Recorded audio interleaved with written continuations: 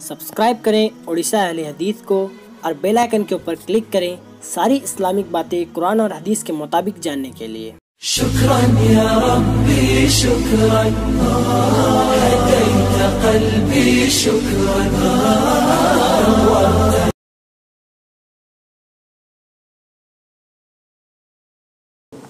10 سال تک جنگ بندی ہے، دعوت و تبلیغ کی راہ میں کوئی رکاوٹ نہیں ہے، اپنے دین کی ترویج و اشاعت کرنے کی سہولت ہے، دوستانہ حلیفانہ روابط قائم کرنے کی اجازت ہے۔ جو دفعات اس میں لگائے گئے تھے، اللہ کے نبی صلی اللہ علیہ وسلم نے تمام پر عمل کیا اور صحابہ نے آپ کے ساتھ عملی جامہ پہنایا، دوستانہ قائم کیا۔ ٹھیک ہے، دشمنی چل رہی ہے، ہم اختلاف نہیں کریں گے، بھائی دوستی کر لو۔ دوستی کس کے لیے؟ جو نبی ہمیں پیغام دے رہے ہیں، اس پیغام کو ذرا سن تو لو۔ ہمیں تبلیغ کرنے کی کھلی ہوئی چھوٹ ملی ہے، اللہ کے پیغام کو اللہ کے بندوں تک پہنچانے کے لیے ہمیں کھلی چھوٹ دی گئی ہے۔ سب کے سامنے آپ نے پہنچایا، صحابہ نے پہنچایا، فائدہ کیا ہوا؟ 13 سال اور 6 سال 19 سال 19 سال میں نا 19 سال میں 1400 لوگ تیار ہوئے تھے۔ کتنے؟ 1400۔ لیکن جب سہولت ملی اور اللہ کے نبی صلی اللہ علیہ وسلم اور صحابہ نے سب مل کر اس دین کی خدمت کرنا شروع کی تو سن 6 ہجری کے بعد سن 8 ہجری میں اللہ کے نبی صلی اللہ علیہ وسلم نے فتح مکہ کیا ہے۔ کتنے لوگ تھے آپ کے ساتھ؟ 20 رمضان 10,000 کا لشکر لے کر اللہ کے نبی صلی اللہ علیہ وسلم نے مکہ فتح کیا۔ کتنے؟ 1.5 سے 2 سال میں، گویا 1.5 سے 2 سال میں 8,500 لوگوں کا اضافہ ہوا نا بھائی؟ کیوں؟ کہ موقع ملا تھا تبلیغ کرنے کا، ابھی تو رکاوٹ تھی، مکہ میں بول نہیں سکتے تھے، زبان کھول نہیں سکتے تھے، قرآن زور سے پڑھ نہیں سکتے تھے، قرآن کسی کو سنا نہیں سکتے تھے، مسجد حرام آ کر دعوت و تبلیغ کر نہیں سکتے تھے، کہاں کسی سے ملاقات کیا وہی آپ کی پٹائی شروع ہو جاتی تھی، صحابہ کرام پہ ظلم و بربریت کے پہاڑ توڑے جا رہے تھے، سارا معاملہ ہو گیا، موقع ہی نہیں مل پا رہا تھا۔ مدینہ بھی پہنچے تھے، جنگوں کے بادل منڈلانا شروع ہو گئے، مدینہ پہنچے، 2 سال میں جنگ بدر ہے، 3 سال میں جنگ احد ہے، 4 سال میں کچھ معاملہ ہے، 5ویں سال میں جنگ خندق ہے، 6 سال میں جنگ ہے، 7ویں 8ویں سال مستقل جنگ ہے۔ 10 سالہ مدنی زندگی میں اللہ کے نبی صلی اللہ علیہ وسلم نے 27 لڑائیوں میں شرکت کی ہے۔ اسی میں سے جو وقت ملا آپ کو، اسے غنیمت سمجھا آپ نے بھی اور صحابہ نے بھی۔ کیا غنیمت سمجھا؟ سمجھا دیا لوگوں کو۔ 1.5 سے 2 سال میں 8,500 آدمی نے ایمان قبول کیا۔ 10,000 لے کے پہنچ گئے فتح مکہ۔ پھر اس کے بعد مکہ تو فتح کر لیے، خوشی سے جھوم اٹھنا چاہیے۔ آدمی جب جیتتا ہے تو ننگا ناچتا ہے۔ آپ کے محلے کا چھوٹا سا مکھیا کوئی جیت جائے گا، ہنگامہ آ رہا ہی دیکھ لیجئے، کمشنر کونسلر جیتتا ہے دیکھ لیجئے، MLA MP جیتتا ہے تو دیکھ لیجئے کیا ہوتا ہے۔ یہ ملک فتح ہونے گیا، مکہ المکرمہ کو فتح کیا، فتح مکہ۔ دشمن آپ کے سامنے ہے، طائف میں آپ کو لہو لہان کرنے والے بھی سامنے ہیں، حالت نماز میں آپ کی گردن پر اونٹ کی اوجری رکھنے والے بھی سامنے ہیں، مکہ کے گلیوں میں آپ پر پتھراؤ کرنے والے بھی آپ کے سامنے ہیں، خود مکہ المکرمہ جیسی بلد امین سے نکالنے والے بھی آپ کے سامنے ہیں، لیکن آپ نے کون سا طریقہ اپنایا؟ گنتی کے چند افراد تھے جن کے بارے میں کہا گیا اگر یہ بیت اللہ بھی پکڑ کے رہے تو اسے ذبح کر دو، لیکن عام اعلان کیا تھا؟ جو انسان اپنے گھر کا دروازہ بند کر لے گا اس کو بھی امن دیا جاتا ہے، جو ابو سفیان کے گھر میں داخل ہو جائے گا، سردار ہے، اس کو بھی امن دیا جاتا ہے، جو بیت اللہ الحرام میں چلا آیا اس کو بھی امن دیا جاتا ہے. لا تثریب علیکم اليوم اذهبوا وانتم الطلقاء. آج جب تم پر کسی قسم کی سرزنش نہیں ہے، آج سب کو معاف کر دیا جاتا ہے. یہ آپ نے طریقہ اپنایا. دشمن جانی دشمن آپ کے سامنے ہے، معاف کیا نا. کیوں؟ کہ اس دین کا غلبہ دلانا مقصود تھا. آپ نے خاموشی اختیار کی، آپ نے معافی اور عام معافی کا اعلان کر دیا. اس کا فائدہ کیا جانتے ہیں؟ فتح مکہ 8 ہجری میں، اس کے 1 سال کے بعد جنگ تبوک پیش آئی ہے سن 9 ہجری میں. فتح مکہ کے بعد مسلمانوں کی پوزیشن کیسی ہوئی ہے؟ عام معافی کا اعلان کرنے کے نتیجے میں صرف 1 سال میں 20,000 لوگوں کا اضافہ ہوا ہے. جنگ تبوک میں آپ 686 کلومیٹر کی دوری کا فاصلہ طے کر کے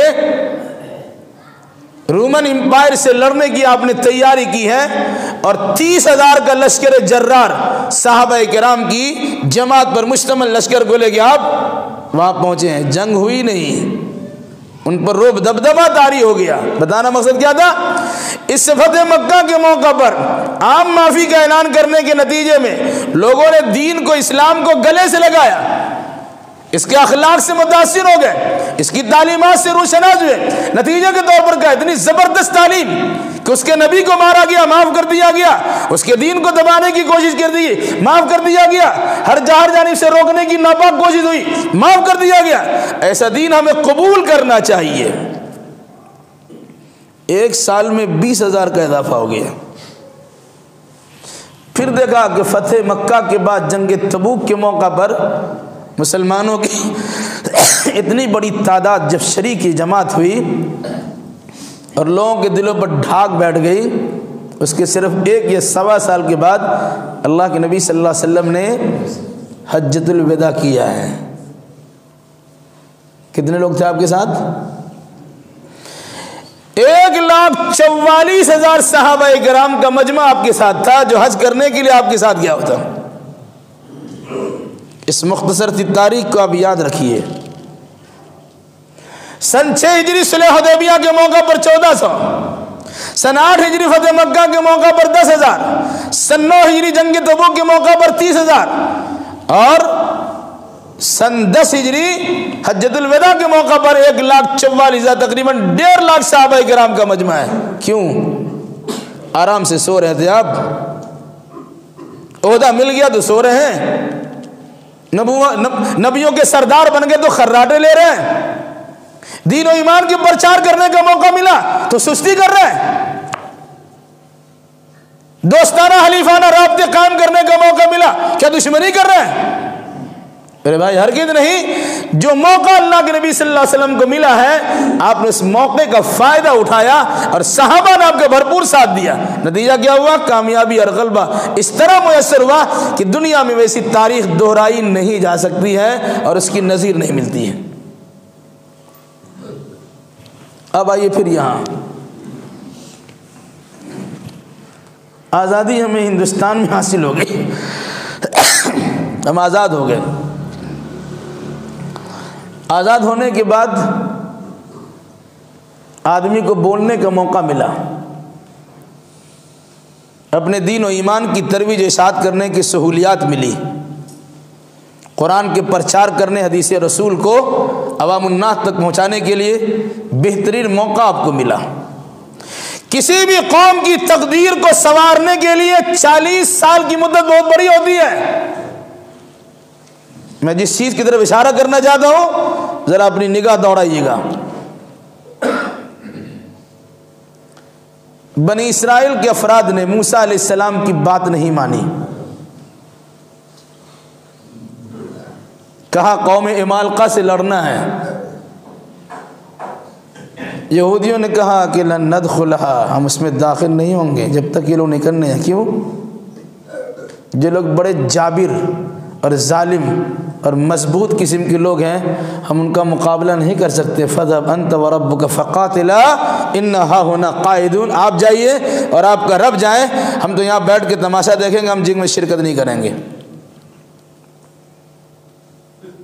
بیت المقدس کے ارض مقدس میں داخل کرنے کی بات کی حضرت موسیٰ علیہ السلام نے داخل نہیں ہوئے تو اللہ نے کیا کہا 40 سنہ، یہ بیت المقدس کی سرزمین کو تمہارے لیے 40 سال کے لیے حرام کر دی جاتی ہے، اب تم اس میں 40 سال داخل ہی نہیں ہو سکتے ہو۔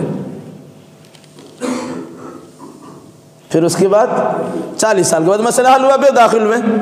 بتانا چاہتا ہوں میں، آزادی ہم کو ملی دعوت و تبلیغ کے لیے، اپنے دین کو بڑھاوا دینے کے لیے، کتاب و سنت کی ترویج و اشاعت کے لیے۔ 40 سال کے ایام میں اگر وہ کام کرتے رہتے تو ہماری بھی تقدیر سنور گئی ہوتی، ہماری بگڑی بن گئی ہوتی، ہمارے حالات سدھر گئے ہوتے۔ اس وقت تک حالات یہ بڑے پرسکون تھے، خلفشار کا ماحول نہیں تھا۔ اب 40 سال آزادی کے گزرنے کے بعد باقی کے 30 سالہ دور کو آپ دیکھ لیجئے تو اندازہ آپ کو ہوگا وہ امن کا دور تھا، بھی خلفشار کا دور ہے۔ بنی اسرائیل نے امن کی تلاش کی، 40 سال اپنے آپ کو سدھار لیا تو بیت المقدس کی سرزمین پھر انہیں عاد آ گئی۔ اور ہمارا معاملہ کیا ہوا کہ ہم نے 40 سالوں سے مدت کو بھی ختم کر دیا تو ہمارے پر مستقل جنگوں کے بادل منڈلا رہے ہیں اور پریشانی در پریشانی سے ہم دوچار ہو رہے ہیں۔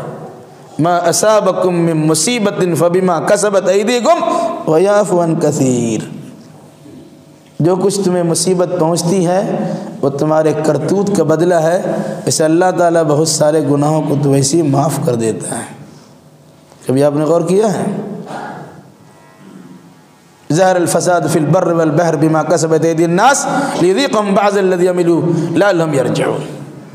خشکی اور تری میں جو فساد پھیلتا ہے، جو بگاڑ پھیلتا ہے، جو خرابی پیدا ہوتی ہے، وہ انسان کے ہاتھوں کی کمائی ہوتی ہے۔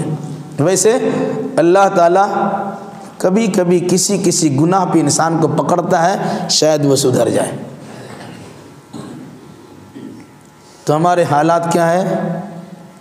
آزادی کے 70 سال ہو گئے، 40 سال ہم نے گنوا دیا تو اس کے بعد مستقل ہم پریشانی سے دوچار ہیں۔ اب حکومت کسی دوسرے کی بنی ہے تو ہمارے پیٹ میں درد ہوتا ہے۔ معاف کیجیے گا، تلک الایام نداولها بین الناس، یہ دن ہے جسے ہم لوگوں کے درمیان الٹ پلٹ کرتے ہیں۔ 800 سال مسلمانوں ہم نے تمہیں دیا، تم نے ناقدری کی تو انگریز کو دیا، انگریز اس لائق نہیں رہے تو تمہارے برادران وطن کو دیا ہے، اب روتے کیوں؟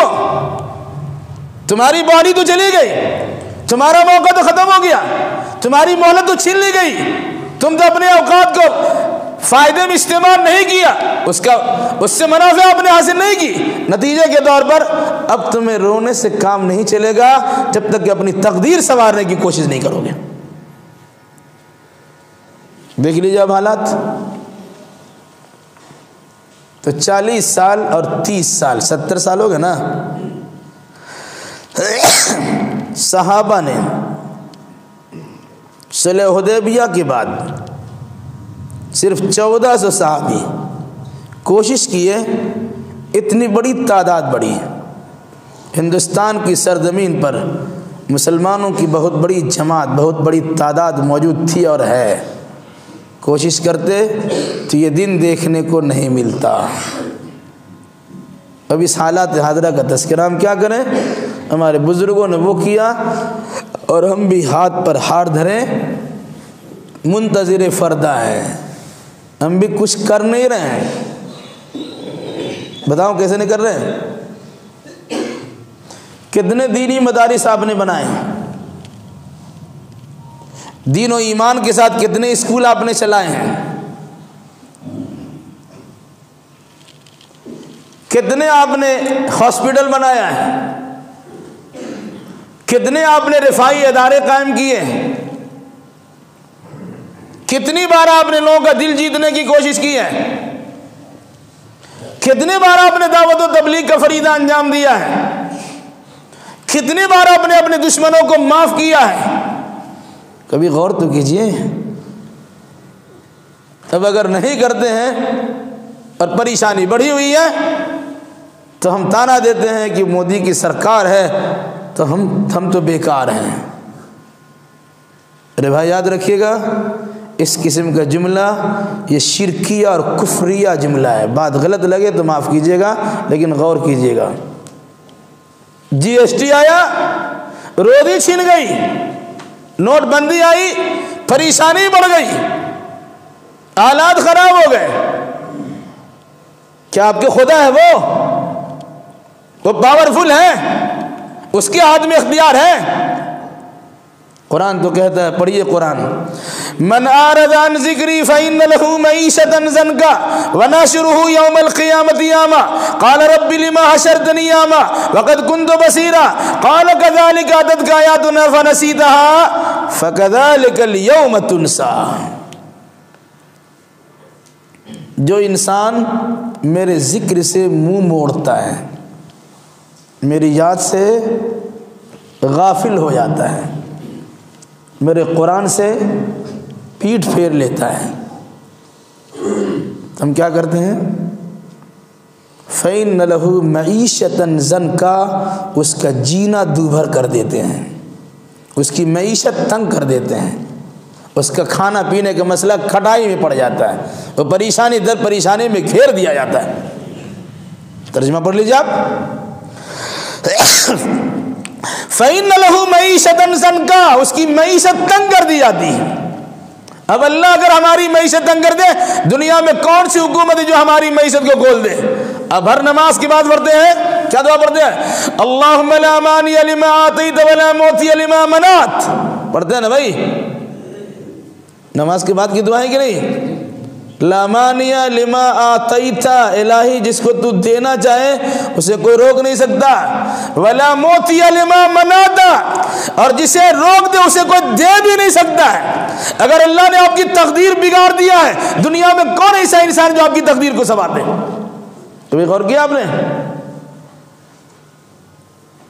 یہ اپنی کمزوری ہے جو دوسرے پہ الزام دھرتے ہیں، فلاں کی وجہ سے ایسا ہوا، فلاں کی وجہ سے ایسا ہوا، فلاں حکومت میں ایسا ہوا تو فلاں وجہ سے ایسا۔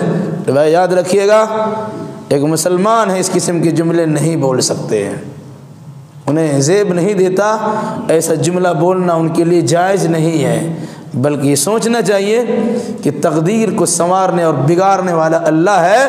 ہماری معیشت کو اگر تنگ کر دیا ہے، ہم کساد بازاری سے دوچار ہو گئے ہیں، ہم سے برکت چھین لی گئی ہے، ہم امن خوف میں مبتلا ہو گئے، ہمارا امن چھین گیا ہے، ہم کھانے پینے کو ترس گئے، دانے دانے کے محتاج ہو گئے، اس میں کسی کا اختیار نہیں ہے، یہ صرف اللہ تبارک و تعالیٰ کا اختیار ہے۔ الحمدللہ الحمدللہ الحمدللہ all thanks is to Allah الحمدللہ الحمدللہ الحمدللہ